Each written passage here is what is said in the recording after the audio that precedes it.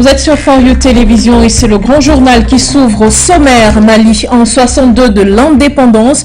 Union Doumbouya Goïta. Le président guinéen s'est rendu à Bamako pour célébrer l'indépendance malienne et rendre hommage à Modibo Keïta, ancien président considéré comme le héros national.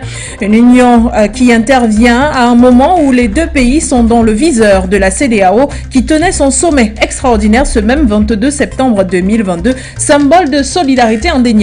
Réponse dans ce journal. Et puis toujours en une de cette édition d'information, transition en Guinée, dialogue de sourds entre la CEDEAO et Conakry. Entre la CEDEAO et la Guinée, c'est le jeu de « je t'aime, moi non plus ». La période de transition dans le pays qui semblait découler d'un consensus entre les deux parties a été désavouée par Umaro Sissoko Ambalo, président en exercice de l'instance sous-régionale. C'était lors d'une interview sur un média français. Une sortie qui n'a pas échappé à Conakry, qui a décidé de remettre les pendules à l'heure. Mais qu'en est-il de la médiation de Yayi Boni? Réponse dans cette édition d'information. Mesdames, Messieurs, bienvenue sur For You Télévision, le grand journal. Et nous ouvrons avec l'information au Mali où le président de la transition, Assimi Goïta, s'est adressé à la nation malienne le 21 septembre 2022, veille de l'an 62 de la célébration de l'accession à l'indépendance du Mali. Une célébration sous le thème « L'union dans la souveraineté retrouvée ». Le président Goïta a appelé son peuple à ne pas céder à la division. Je vous propose de revenir sur ce discours dans cet élément signé Nguéné. L'union dans la souveraineté retrouvée. C'est sous ce signe que s'est célébré ce 22 septembre 2022 le 62e anniversaire de l'indépendance du Mali. Cet événement historique, qualifié de rendez-vous citoyen auquel chaque Malien et chaque Malienne doit accorder la plus haute importance, a été l'occasion pour le président de la transition, le colonel Assimi Goïta, dans son adresse à la nation, de témoigner sa gratitude au vaillant peuple malien représenté par les forces armées qui, dans l'adversité, n'a jamais baissé les bras face aux puissances impérialistes et aux terroristes. Aux officiers, sous-officiers et militaires du rang, j'exprime ma fierté et ma confiance pour leur dévouement au service de la nation. Par la même occasion, je salue la mémoire des vaillants soldats maliens et étrangers tombés sur le champ d'honneur et formule des vœux de prompt rétablissement aux blessés. À tous, je réitère la gratitude de la nation malienne. En dépit des résultats probants enregistrés jusqu'ici, le combat continue avec pour principal objectif la libération totale du Mali. L'œuvre de refondation de l'État malien se poursuit également, à en croire le colonel Assimi Goïta, ceci étant perceptible par l'adoption d'une nouvelle loi électorale et l'élaboration d'une nouvelle constitution. Sur le plan de la gouvernance économique, satisfaire les besoins vitaux de la population a été au cœur des préoccupations malgré les effets néfastes des sanctions économiques et financières de la CEDEAO et la crise en Ukraine. L'économie malienne est ressortie et résiliente en 2021 avec une croissance de 3,1% contre une récession de 1,2% en 2020. Et c'est en plus d'un déficit budgétaire maîtrisé à 4,7% contre 6,2% en 2020. La croissance devrait s'accélérer en 2022 pour atteindre 4,2% malgré les effets néfastes des sanctions économiques et financières de la CEDEAO et la crise ukrainienne. Au ménage, particulièrement aux femmes et aux enfants qui font face à l'inflation, des efforts considérables sont consentis pour abréger leurs souffrances avec la politique de subvention en cours. De véritables réformes dans tous les domaines de la vie qui trace les sillons des aspirations profondes du peuple malien. Et au Mali, toujours, le colonel Mamadi Doumbouya, président de transition en Guinée-Conakry, s'est rendu à Bamako le 21 septembre 2022. C'était dans le but d'apporter son soutien au pays malien ainsi qu'au président Assimi Goïta. Au programme également de cette année 62 de la proclamation de l'indépendance célébrée à deux, il y avait le dépôt d'une gerbe de fleurs sur la demeure de Modibo Keïta. Une union, un symbole d'union à un moment où les deux sont dans le viseur de la CEDEAO. Reportage. Le colonel Mamadi Doumbouya, président de la transition en Guinée-Conakry, s'est rendu à Bamako le 21 septembre 2022. Ceci pour célébrer avec le colonel Assimi Goïta. l'indépendance de son pays ce 22 septembre 2022, qui marque le 62e anniversaire. En parallèle, s'est tenu le sommet extraordinaire des chefs d'État de la CEDEAO à New York. Les vedettes des assises n'étaient nul autre que le Mali et la Guinée-Conakry, dont les transitions en cours ont été évaluées. Le président en exercice de la CEDEAO a, face aux médias français, déclaré en prélude au sommet que des sanctions pourraient être envisagées contre Conakry si le pouvoir militaire pensait à excéder 24 mois. Et pourtant, il y a quelques mois, le format 36 mois avait été acté comme durée de la transition, après médiation et échange entre l'instance sous-régionale et le CNRD. En janvier dernier, le Mali recevait des sanctions économiques et commerciales de la CEDEAO, ainsi qu'une suspension administrative. Quelques 5 mois plus tard, c'était la levée des sanctions. Le Mali est-il encore menacé de sanctions aujourd'hui avec l'affaire des 46 soldats ivoiriens écroués à Bamako? Le président Alassane Ouattara a clairement et publiquement appelé la CEDEAO et l'Union africaine à trancher dans cette crise entre Abidjan et Bamako. Jusqu'ici, sur la balance, rien ne penche en faveur du Mali, car plusieurs chefs d'État martèlent qu'ils ne considèrent pas ces soldats comme des mercenaires, propos appuyés par le secrétaire général de l'ONU, Antonio Guterres. Sissoko Embalo, lui, a déclaré qu'à la place du pouvoir militaire malien en place, il aurait eu une toute autre approche. Pour rappel, le colonel Assimi Goïta a demandé à Abidjan de lui rendre ses personnalités politiques poursuivies par la justice malienne qui ont trouvé refuge en Côte d'Ivoire. Mais Abidjan a choisi de transformer une, je cite, affaire juridique en une affaire diplomatique, fin de citation, avait déclaré le Premier ministre par intérim, Abdoulaye Maïga. Pour l'heure, le Mali commémore la proclamation de son indépendance le 22 septembre 1960 dans une mouvance d'hommage aux figures historiques de lutte pour l'indépendance, mais également de refondation d'une nation libre et souveraine voulue par les autorités actuelles. Et toujours parlant de la communauté de la sous-région de l'Afrique de l'Ouest, après une interview accordée aux médias français où le président en exercice de la CEDEAO, Umaro Sissoko Embalo, a évoqué des possibilités de lourdes sanctions contre la Guinée-Conakry, s'appuyant sur une durée de transition inacceptable. Conakry a tenu à réagir sur une sortie qui n'a pas échappé, bien sûr, au porte-parole de la présidence. Il remet donc les pendules à l'heure dans cet élément. Retour sur un jeu de ping-pong entre la CEDEAO et Conakry.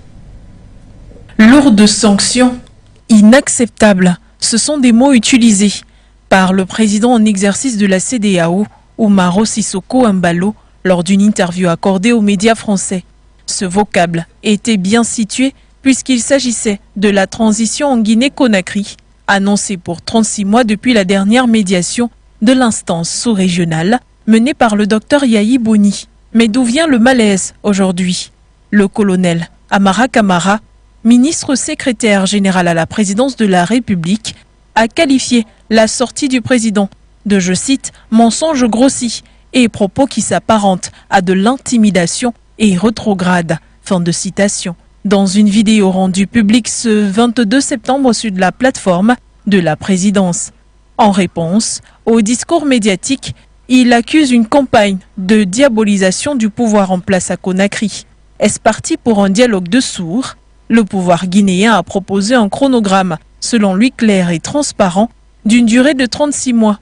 Après la médiation en Conakry, c'était un satisfecit affiché par l'ancien président Yahi Boni. Et pourtant, le consensus sur la durée tardait à être acté. Dans son interview, Sissoko Embalo a annoncé des possibilités de sanctions pour le pays s'il refusait de s'aligner à une durée de 2 ans, avant de laisser le pouvoir aux civils en réitérant son inadhésion à la formule des coups d'État. Celui-ci avait d'ailleurs annoncé, lors d'une conférence de presse conjointe avec Emmanuel Macron, président français, la création d'une force anti-push dans la sous-région.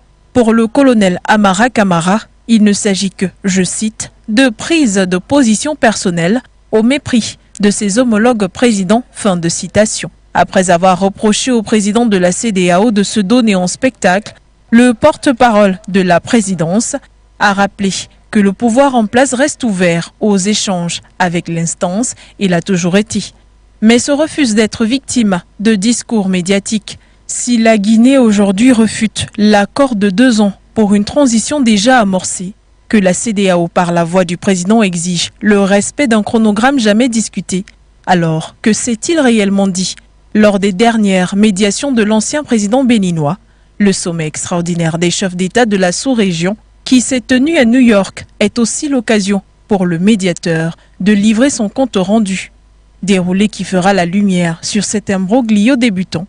Pour rappel, quelques mois après sa prise de pouvoir, le colonel Doumbouya avait vu son pays sanctionné au lendemain d'un sommet à Accra. Idem pour le Burkina Faso et le Mali. Il s'agissait de sanctions économiques et commerciales si un chronogramme acceptable n'était pas fourni dans les meilleurs délais. Et au Burkina Faso, le verdict a été prononcé pour le général Diendéré et le lieutenant-colonel Bamba Mamadou, et ce sera 20 ans de condamnation, surtout 20 ans de prison. Ils sont reconnus coupables des faits de complicité, d'arrestation illégale et séquestration aggravée dans l'affaire Dabo Boubakari. Kwaka Padip a suivi pour nous cette actualité, son reportage. Le dossier d'Abo Boubakari vient de connaître son dénouement. Ouvert le lundi 19 septembre dernier, le verdict de cette affaire est tombé aux premières heures de ce jeudi 22 septembre. Le général Gilbert Diendéré écope de 20 ans de prison ferme et d'une amende d'1 million de francs. Le lieutenant-colonel Mamadou Bemba écope d'une peine de 10 ans et d'1 million de francs d'amende, le tout ferme. Quant à Victor Yourbaré, en fuite et jugé par contumace, il écope de 30 ans et 5 millions de francs CFA. Les 3 concernés sont coupables de complicité d'arrestation illégale, de séquestration aggravée et de recel de cadavres. La défense dispose toutefois de 15 jours pour faire appel de ce verdict. Rappelons que les faits remontent au mois de mai 1990. Dabo Boubakari, alors jeune étudiant en 7e année de médecine, avait été enlevé et torturé à mort par des soldats de la sécurité présidentielle. Gilbert Diendéré, quant à lui, a toujours clamé qu'il n'était pas informé de l'arrestation du malheureux Dabo Boubakari et qu'il n'avait été mis au courant qu'une fois ce dernier décédé, accusant pour sa part des éléments incontrôlables du Centre national d'entraînement commando de Pau, dont le nommé Gaspard Sommet, qui aurait agi à son insu des militaires qui assuraient notamment la sécurité rapprochée du président Compaoré. À New York, le président français Emmanuel Macron a organisé un entretien entre le Rwanda et la République démocratique du Congo. Celui-ci se place en posture de médiateur alors qu'il a acquis la présidence du Conseil de sécurité de l'ONU. Entre les deux nations, c'est donc parti pour une médiation française. Plus de détails dans cet élément signé Kouetou. Présent à New York pour la 77e session ordinaire des Nations Unies, les présidents Félix Tshisekedi de la République démocratique du Congo, Paul Kagame du Rwanda et Emmanuel Macron de la France ont tenu une rencontre le mercredi 21 septembre 2022, au cours de laquelle les chefs d'État ont convenu d'agir de concert afin de lutter contre les violences dans l'est de la RDC. L'annonce faite par l'Élysée par voie de communiqué rapporte que les 3 dirigeants ont marqué leur préoccupation face à la recrudescence des violences dans l'est de la RDC et leur résolution à apporter une réponse régionale et coordonnée à la menace portée par le groupe terroriste ADF dans la région. La veille de cet entretien, le mardi soir, Félix Tshisekedi avait, lors de son allocution à la tribune de l'ONU, accusé le Rwanda d'agression militaire directe et d'occupation dans l'est de son pays, la RDC.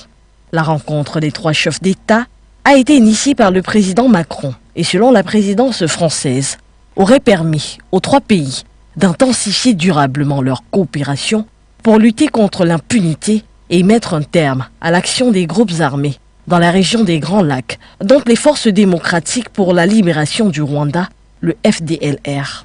L'autre grande résolution de cet entretien serait l'union des forces rwandaises et congolaises afin d'assurer le retrait du M23 et le cantonnement de ses combattants. Macron, un médiateur en marge de la 77e session de l'Assemblée générale de l'ONU. Geste d'altruisme ou continuité de l'opération séduction déjà lancée lors de sa dernière tournée africaine, jugée par des observateurs comme étant une France aux abois face à son ancien précaré en Afrique. Et en Guinée-Conakry, le procès du 28 septembre 2009 s'ouvre dans quelques jours. Ce sera le mercredi prochain.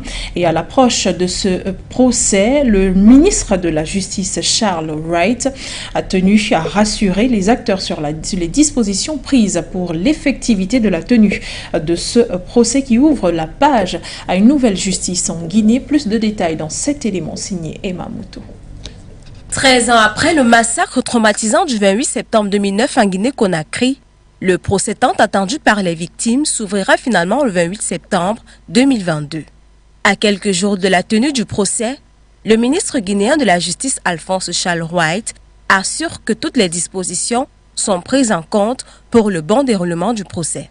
La formation des magistrats qui seront chargés d'examiner le dossier est terminée. En ce qui concerne les inculpés dans l'affaire, le ministère de la Justice précise qu'aucun n'est sorti du territoire national et affirme que toutes les mesures sécuritaires seront prises en compte pour la réussite du procès. Ce procès va revisiter notre histoire et faire en sorte que nous en sortions tous avec une nouvelle vision de la Guinée où l'impunité n'aura plus désormais sa place. Il pourrait permettre au pays d'avancer vers le processus de réconciliation qu'on a tant demandé, a déclaré à la presse le ministre de la Justice Alphonse Charles Wright au sorti d'une réunion du comité de pilotage du procès. Rappelons que le 28 septembre 2009, des militaires avaient tué au moins 157 personnes et violé 109 femmes dans le stade où étaient rassemblés des milliers d'opposants à la candidature à la présidentielle du chef de la transition à l'époque, Moussa Dadi Camara. L'ouverture de ce procès historique aura lieu pour le 13e anniversaire des événements le 28 septembre 2022. Et en Côte d'Ivoire, à présent, des centaines de personnes ont manifesté à Abidjan dans le but de soutenir les 46 soldats ivoiriens écroués à Bamako après avoir été arrêtés le 10 juillet dernier à l'aéroport Modibo Keïta de Bamako, après bien sûr être entrés illégalement sur le territoire malien. Inès Bala a suivi pour nous cette actualité, son reportage. Alors qu'on espérait un dénouement heureux, et même très prochain de cette crise entre le Mali et la Côte d'Ivoire, après la libération de 3 soldats parmi les 49 à la suite de la médiation togolaise, la situation semble plutôt s'empirer. Et du côté de la Côte d'Ivoire, des centaines de personnes ont défilé dans les rues d'Abidjan en solidarité à ces 46 soldats. Alors que le président malien avait demandé en contrepartie la libération des personnalités maliennes réfugiées en Côte d'Ivoire, pour les organisateurs de cette récente manifestation, il est hors de question de céder aux exigences de Bamako. Toutefois, Abidjan a rappelé aux opposants politiques étrangers vivant sur son territoire ces instructions selon lesquelles ils sont tenus d'observer en toutes circonstances un devoir de réserve absolu concernant les affaires intérieures de leur pays d'origine. Dans cet élan, l'organisation politique CONASU a demandé la libération immédiate des soldats. On ne peut pas les changer par un politicien malien. Ça ne peut pas se passer comme ça, qu'il libère ses enfants. Ils sont que des simples militaires. Ils ne sont pas des criminels. Ils n'ont rien à voir avec la politique malienne. Selon Bamako, un tel revirement grave de la Côte d'Ivoire ne vise qu'à manipuler et à entraver la manifestation de la vérité. Bamako accuse ainsi les autorités ivoiriennes de faire fi des conditions obscures et des manquements ayant entraîné l'inculpation par la justice malienne des 46 soldats ivoiriens. Les autorités maliennes soulignent par ailleurs que c'est exclusivement en qualité de président du Conseil supérieur de la magistrature que le président Goïta a indiqué au gouvernement ivoirien la nécessité de considérer les cas de certains Maliens sous mandat d'arrêt internationaux qui a été perçu par des partis ivoiriens comme une prise d'otage. Mais à en croire les organisateurs de cette manifestation, il n'est pas envisageable de céder aux exigences de Bamako. Nous ne céderons jamais au chantage et à la manipulation de la junte militaire. C'est pourquoi ici aujourd'hui, nous réitérons encore notre soutien au président de la République, qu'il peut compter sur les Ivoiriens, il peut compter sur sa jeunesse. Les deux pays, dans l'incapacité de gérer ce problème, la CEDEAO tentera de résoudre le problème lors des réunions organisées en marge de l'Assemblée générale des Nations unies à New York. Et voilà qui met fin à cette édition d'information sur For You Télévision. Mesdames, Messieurs, merci de nous avoir reçus chez vous. L'information et les programmes se poursuivent sur notre télé. Au revoir, Batouri.